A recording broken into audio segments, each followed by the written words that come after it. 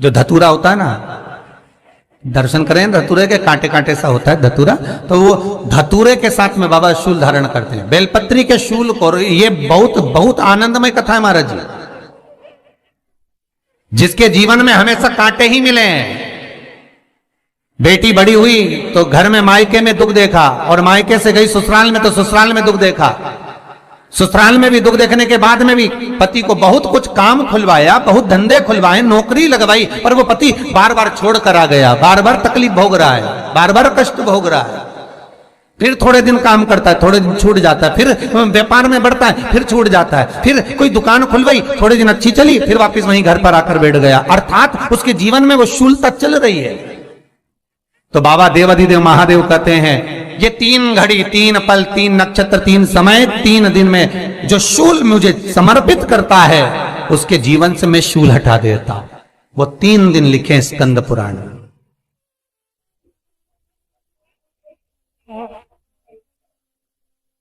महाराज बैसाख महीने में जो प्रदोष आती है, बैसाख के महीने में बहुत ध्यान से सुनना भाई, जो अपनी जिंदगी से बहुत तंग आ गए हो, परेशान हो गए हो, कष्टमय जीवन जी रहे हो, बहुत दुखी हो गए हो, उनके लिए ये स्कंद पुराण का चरित्र फिर मिले ना मिले, आप प्रेम से सुन लो।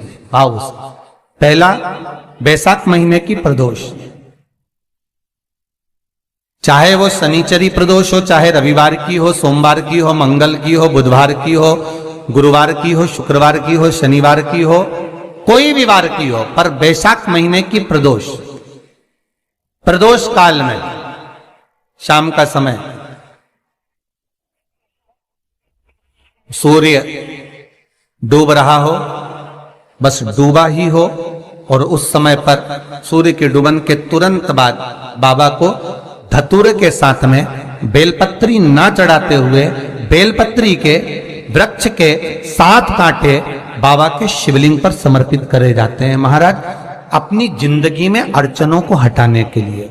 फिर आप जिस व्यापार में उतरे, जिस व्यवसाय में उतरे, जिस नौकरी में उतरे, आप दिल से करें, आपको तरक्की मिलेगी। आप हार नहीं सकते, नीचे नहीं आ सकते, उन्नति पर ही चढ़ेंगे। एक वैशाख मास की प्रदोष, दूसरा शिवरात्रि के दिन मध्याह्न का समय महाराज, जो बड़ी शिवरात्रि होती है माघ की, बड़ी शिवरात्रि के अंतर्गत मध्याह्न का समय, दोपहर के ठीक 12 बजे, चाहे फिर वो कोई भी दिन हो महाराज, शिवरात्रि जिस दिन पड़ रही हो,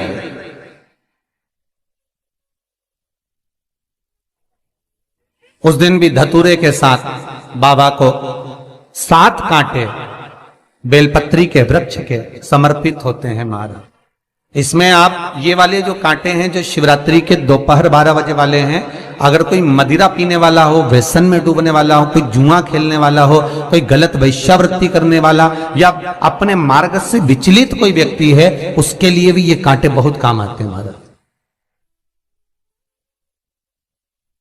दूसरा, पार्वती तेरे द्वारा तेरे नयन अश्रु से जो प्रगटा हुआ बेल का वृक्ष है, द्वितीय शूल मैं वहां धारण करता, तृतीय शूल, तीसरा शूल जो वर्णन करा गया महाराज, भगवान श्रावण के महीने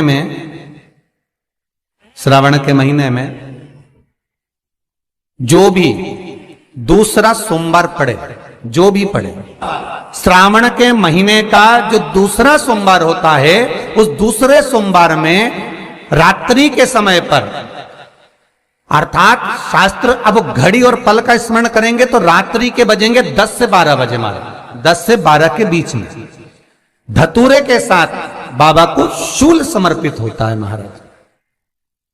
ये भी हमारी बाधाओं को, हमारी तकलीफों को, व्यापार व्यवसाय के लिए, नौकरी सर्विस के लिए, बहुत सारे एग्जाम में आप बैठ लिए, गवर्नमेंट एग्जाम के लिए बैठ लिए, नहीं हो रहा, ये 3 बार मेरे शंकर को बेलपत्री के वृक्ष के शूल समर्पित होते हैं, उसका आनंद पाना और उससे अपने को सुख प्राप्त करना।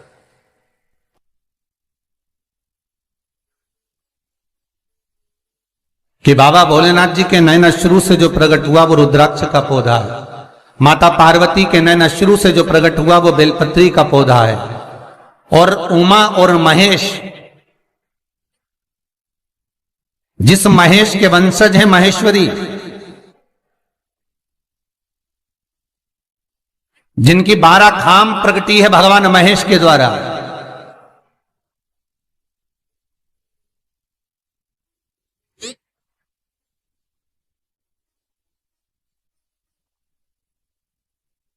वो महेश और उमा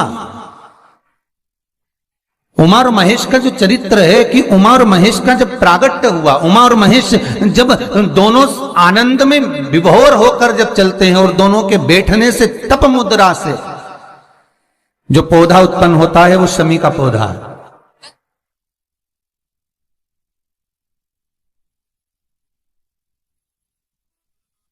शमी का पौधा।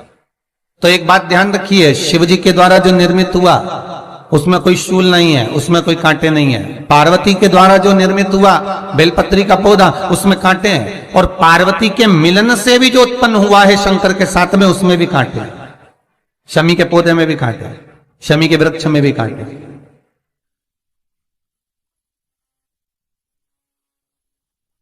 तो पार्वती जी स्कंद पुराण में एक प्रश्न कर रही हैं भोलेनाथ जी से कि प्रभु मुझे ये बताओ कि आपके द्वारा जो निर्मित हुआ उसमें शूलता नहीं है,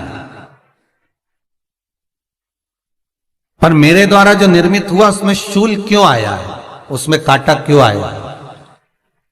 थोड़ा सा माताओं, मेरी जीजियों, आपको थोड़ा बुरा तो लगेगा इस प्रसंग को सुनकर, पर लग जाए, पर आज कथा निकली है तो सुन लो है कि शिवजी जिस रुद्राक्ष को उत्पन्न कर रहे हैं उसमें शूलता नहीं है, पर पार्वती जी जो संग में मिली हैं उसमें भी शूलता है, और पार्वती के द्वारा जो प्रकट हुआ बेलपत्र उसमें भी शूलता है। तो भगवान महादेव बोलते हैं, पार्वती मैं तुझे कुछ कहूं और कहने पर तुझे तेरे हृदय में कोई बात चुभे, शूल लगे तो मुझे ठीक नहीं लगेगा। नहीं नहीं नहीं, आप कहिए प्रभु, मैं सुनने के लिए तैयार हूं, आप तो बोलो कि कारण क्या है। भगवान कहते हैं, पार्वती बस अंतर इतना है, नारी का जो स्वभाव होता है, स्त्री का जो स्वभाव होता है, उसके हृदय में छोटी छोटी बात के शूल बहुत होते हैं।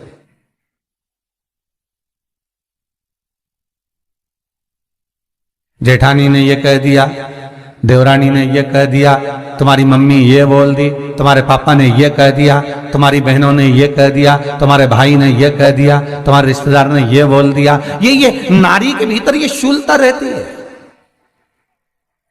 तो पार्वती जी बोली कि जितना तप आपने करा उतना तप मैंने करा, और जितनी साधना आपने करी उतनी साधना मैंने करी, और जितना आराधना दिल से आपने करी उतनी आराधना दिल से मैंने करी, फिर इसमें शूलता कहां से आ गई? भगवान शिव बोले, बस पार्वती बात इतनी सी है कि जब मैं आराधना करने बैठता हूं तो मेरी दृष्टि में सम्मुख में कुछ नहीं होता। जब मैं आराधना करने बैठता हूं तो मेरी दृष्टि में, मेरे सम्मुख में कुछ नहीं होता कि कौन ने क्या करा है, कौन ने क्या बोला है, कौन क्या कर रहा है, उससे मुझे मतलब नहीं होता, उससे मुझे कोई मतलब नहीं। पर पार्वती जब तू आराधना करने भी बैठती है ना, तो तेरी चित्त वृत्ति में कहीं ना कहीं किसी ना किसी रूप में कोई शूल आ ही जाता है।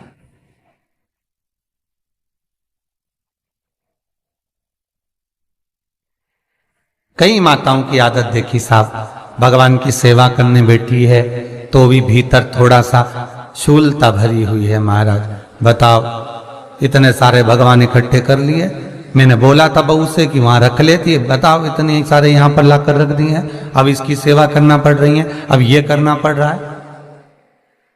प्रसाद लेने के लिए रसोई घर में गई, भगवान का भोग लगाने के लिए, तो उसमें भी शूलता आ गई। इतने घंटों से मैं सामान ढूंढ रही, फ्रिज में मिल ही नहीं रहा, मैंने रख के गई थी, भगवान जाने कहां चले गए। भगवानों को वस्त्र पहना रही है तो शूलता है। अलमारी का ड्रॉज खोला, इसमें मैंने सामान रखा था, ना जाने भगवान का श्रृंगार कहां चले गया, कौन ने हाथ लगाया, फिर शूलता आ गई। भोजन करने बैठे तो शूलता है, कोई कार्य के लिए जा रहे हो तो शूलता है।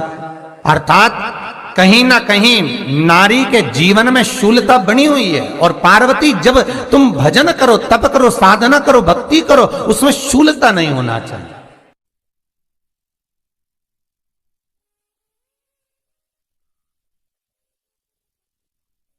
पार्वती जी ने कहा, भोलेनाथ, तो क्या आप मुझे स्वीकार नहीं करेंगे बेलपत्री के रूप में? क्या मुझे स्वीकार नहीं करेंगे शमी पत्र के रूप में? पद्म पुराण, स्कंद पुराण, लिंग पुराण, नर्मदा पुराण और शिव महापुराण, ये सारी पुराणे वर्णन करती है। पार्वती जी का खंड आनंद वर्षित कर रहा है, वर्णन कर रहा है। पार्वती खंड वर्णन कर रहा है, सती खंड वर्णन कर रहा है, उमा संहिता वर्णन कर रही है। क्या आप मेरा ये बेलपत्र का स्वरूप आप धारण नहीं करेंगे? इसमें शूलता, इसलिए भगवान कहते हैं नहीं नहीं, धारण तो करूंगा पर शूल धारण नहीं करूंगा। मैं शूल धारण नहीं करूंगा, मतलब बेलपत्री में जो कांटे लगे रहते हैं बेलपत्री की, उस डाली के अंदर जो कांटे शूल रहते हैं, भगवान शिव वो धारण नहीं करते। आप उस बेलपत्री को आप बड़े प्रेम से, आनंद से पत्ते को निकाल लीजिए, तोड़ लीजिए, उतार लीजिए और फिर भगवान को वो प्रेम से समर्पित करो तो भगवान स्वीकार करना। पर भोलेनाथ, ये बेलपत्री का जो वृक्ष है मेरे नयन अश्रु से उत्पन्न हुआ है, मेरे द्वारा उत्पन्न हुआ है, फिर तो इन कांटों की कोई महत्वता ही नहीं है, इन शूल की कोई महत्वता नहीं है। पार्वती, केवल 3 दिन ऐसे रहेंगे, 3 बार ऐसे रहेंगे, 3 तिथियां ऐसी रहेंगी, 3 समय ऐसा रहेगा जिस समय पर तेरे द्वारा निर्मित शूल को भी शिव धारण करेगा और जगत का कल्याण करेगा।